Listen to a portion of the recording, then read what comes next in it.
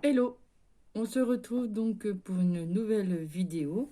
Ce sera une vidéo présentation parce que en fait j'ai reproduit un tuto qui est sur la chaîne de si vous voulez. Bon, alors il y en a plein, hein, mais moi je suis partie sur le tuto de Scrapelli Mini, je crois, oui, c'est Scrapelli Mini. Mais vous avez aussi Luna Création qui a fait aussi des tutos pour faire les boîtes, pour faire le calendrier.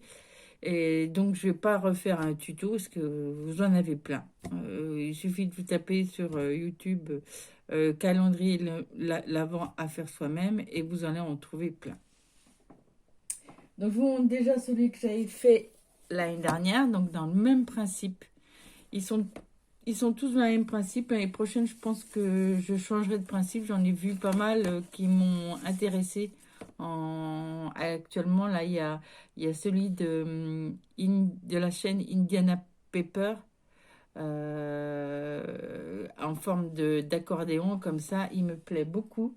Je pense que je ferai ce modèle-là l'année prochaine. Bon, là, maintenant que j'ai fini mes calendriers, je ne vais pas en refaire. Mais je pense que l'année prochaine, je vais conserver la vidéo.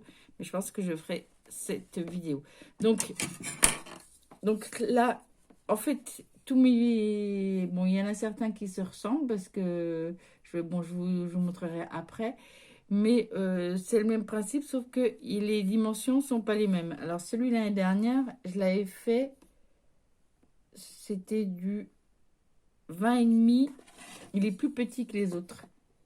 C'est du 20,5 sur 26. Donc 20,5 sur 26 avec une tranche à 6 centimètres. Et donc en fait, il se présente comme ça avec les boîtes. Et voilà. Donc là, et puis j'avais pris les petites étiquettes de la boîte de comment dire, ah, des kits qu'on trouve chez Action. Et donc les boîtes que j'ai faites, c'est du 6 sur 6 avec en épaisseur, c'est du 2. Voilà. Alors, et en fait, les boîtes sont tellement serrées sur celui-ci, du 20 sur 26, et ben, en fait, j'avais mis des petites pour pouvoir ouvrir les petites boîtes. Voilà, parce que voilà, et même en refermant, des fois c'est difficile. Donc celle-là, bon, j'aimais pas trop j'aime pas beaucoup quand il y a trop d'espace entre les boîtes. Je trouve que c'est pas joli. Je préfère quand il y a pas d'espace, mais là vraiment c'était très serré. Donc l'année dernière, bon, j'avais eu le temps d'en faire qu'un seul. J'en ai fait qu'un seul. Voilà, il est tout simple. L'arrière, voilà, c'était sur un papier que on avait l'année dernière. Cette année, ils l'ont pas refait. C'est dommage parce que je le trouvais très très joli celui-ci, mais bon, voilà. Donc ensuite, j'ai fait cette année celui-ci, alors qui est inspiré de la chaîne, comme je vous disais, de Scrapelli Mini, et il fait 22 sur 30. 22 sur 30. Donc j'ai mis, alors c'est des récup, j'ai mis du papier de récup de calendrier, de papier de Noël qui me restait. Donc avec du papier argenté sur le bord. Et les boîtes sont comme ceci. Ce sont des boîtes de 5 sur 5, je crois, c'est ça, 5 sur 5. Et oui, 2,5 de profondeur. Donc ça, j'ai typiquement suivi sur celui-ci le tuto dont je vous parlais. Et en fait, j'ai fait moi-même les découpes de chiffres parce qu'à l'époque, je n'avais pas acheté les blocs actions de Noël avec les cartes où on a les numéros. Et en fait, quand je l'ai fini, j'en étais pas trop contente. Alors là, cette fois-ci, il n'y a pas de... Il n'y a pas de... Ah, il n'y a pas de... Comment dire? De petites rubans pour retirer, mais on a une petite encoche. Et en fait, comme les boîtes sont petites, et ben en fait, on peut glisser ses doigts et les ouvrir facilement. Hein. Donc, il n'y a pas besoin de ruban. L'inconvénient, c'est que je trouve que les boîtes sont vraiment très petites. Donc, des gros chocolats, ça passera pas. Et je trouve que j'aime pas beaucoup. Il y a trop d'espace entre. Voilà. Et quand on voit au niveau de l'épaisseur, et je trouve que la tranche, là, quand on regarde la tranche, et j'aime bien quand les boîtes, elles touchent. Et là, la tranche, il y a quand même pas mal d'espace. Je trouve que, voilà. Bon, là, j'avais en plus oublié de mettre le ruban avant. Donc, j'ai pas mis de ruban. Bon, ça, je n'aime pas, hein, il tient bien.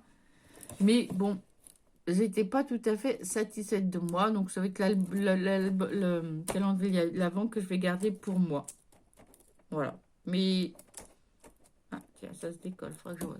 Voilà, j'en suis pas... Je trouve que la tranche, là, était trop grande. Enfin, j'en suis pas très satisfaite. Donc, j'ai modifié un petit peu. Je suis allée à l'Action pour acheter aussi les petites étiquettes. Et donc, j'ai fait ces albums. Alors, déjà, je vais vous montrer les petites modifications que j'ai apportées. Donc, j'ai fait un calendrier de l'Avent à partir de ce kit-là, avec les petits chiffres qui sont là. Et ça donne ceci. Voilà. J'espère que vous voyez bien. Parce que le souci, c'est que avec la caméra,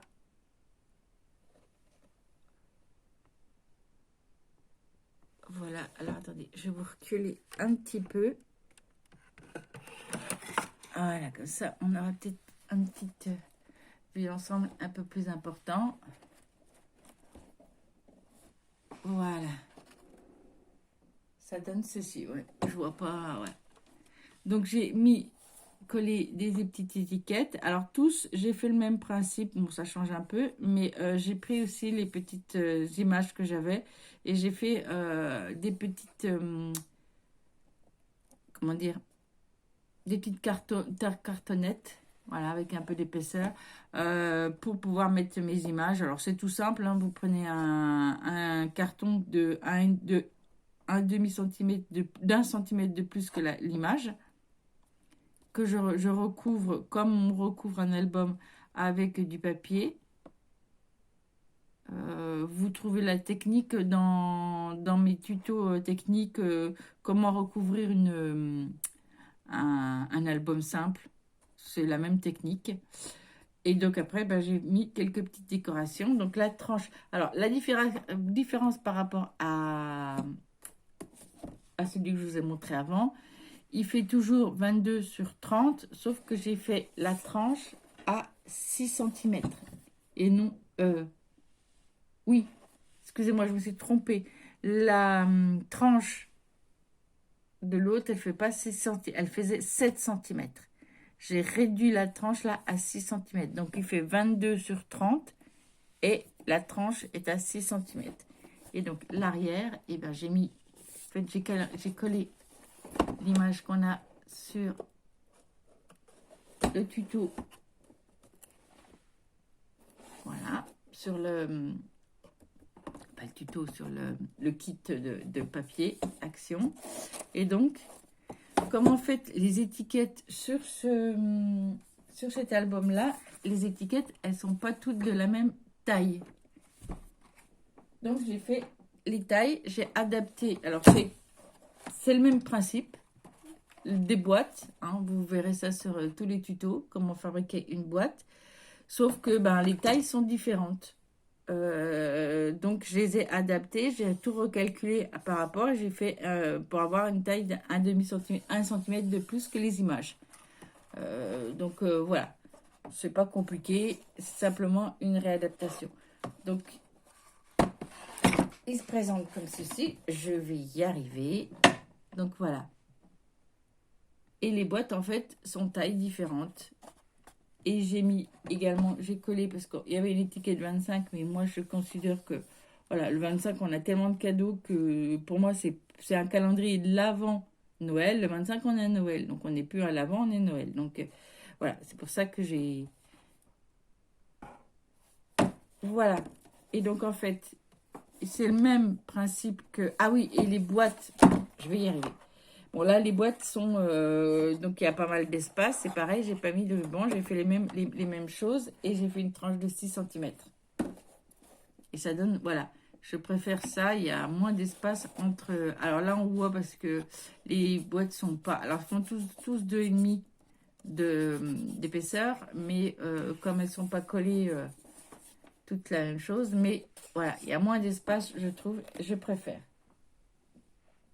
Donc ensuite, j'ai fait un autre calendrier parce que j'en ai fait pas mal, j'en ai fait en tout 5, parce que l'année dernière, j'en avais fait un pour mon fils, mon dernier né, et ben, cette année, j'en avais pas fait pour mes aînés, et là, j'en ai fait pour mes aînés, donc pour ma fille et mon fils, et comme chacun ont des petits copains, copines, et moi, j'en ai fait aussi pour les petits copains et les petites copines. Donc, j'en ai fait 5, puis un pour moi. Et donc, là, je vais vous montrer le calendrier que j'ai fait à partir de ces papiers-là. Ces papiers ici. Et donc, ça donne ceci. Donc, les boîtes, c'est pareil. Elles font comme les autres boîtes. Donc, un peu plus grandes. J'ai pas fait des 5. Là, j'ai fait des boîtes qui étaient adaptées au rectangle. Et c'est des 6 cm. C'est des boîtes de 6 cm sur 6. Comme ceux que j'avais fait l'année dernière. Sauf que comme l'album est un peu plus grand, et bien en fait, on a un peu plus d'espace pour pouvoir ouvrir les boîtes. Donc, je trouve que là, la dimension là, elle est quand même beaucoup plus pratique. Les boîtes sont moins espacées que les 5,5 comme j'ai fait l'autre. Donc, et je trouve ça plus sympa et ça laisse un petit peu d'espace. Donc, en fait, c'est un bon compromis entre celui de l'année dernière où j'avais fait des boîtes de 6,6 mais un peu plus petits. Donc, elles étaient plus tassées.